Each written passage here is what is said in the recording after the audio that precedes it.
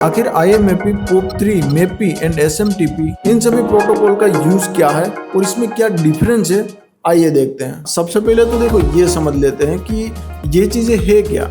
देखो ये एक तरह के प्रोटोकॉल है जो कि ईमेल को सेंड और रिसीव करने के काम आते हैं। तो सबसे पहले POP3 के बारे में बात करते हैं। अब देखो ये कैसे काम करता है। जैसे कि पोस्टमैन आपके घर पे लेटर लेके आता है, वो लेटर आपको दे देता है, फिर उसकी कोई कॉपी नहीं होती, वो आपके पास में रहता है। उसी तरीके से इसमें क्या होता है कि आप जैसे कि ईमेल यूज कर रहे हो, अब सर्वर पे कोई मेल आता है तो ये क्या करता है कि उसको आपके पीसी में डाउनलोड कर लेता है। तो मेल डाउनलोड हो जाएगा, फिर इंटरनेट की जरूरत नहीं पड़ेगी, फिर सर्वर से उस ईमेल को डिलीट कर देता है। मतलब मल्टीपल डिवाइस में भी आपका ईमेल आईडी है तो ईमेल सिर्फ उसी में ही मिलेगा जिसमें वो डाउनलोड हुआ है, और दूसरे डिवाइस में आप ईमेल आईडी को लॉगिन करोगे तो वहां पे जो पुराने ईमेल्स होंगे वो नहीं दिखेंगे। अब इसका नुकसान ये होता है कि अगर डिवाइस में वो डाउनलोड हुआ है तो अगर डिवाइस में कुछ हो गया तो वो आपका ईमेल भी चला जाएगा। हालांकि कॉन्फ़िगर के टाइम ऑप्शन मिलता है आपको कि सेव एज ए कॉपी कर दोगे तो वो सर्वर पे एक कॉपी इसकी रहने वाली है, पर हाँ ये चीज आज की डेट में बहुत कम यूज होती है। अब दूसरा है IMAP। अब इसको कुछ इस तरीके से समझो कि आप नेटफ्लिक्स में कोई मूवी देख रहे हो, अब जब चाहो तब आप उस मूवी को बंद कर सकते हो, जब चाहो तब उसको देख सकते हो। उसके साथ ही दूसरे डिवाइस में भी आप उसको लॉगिन करके देख सकते हो।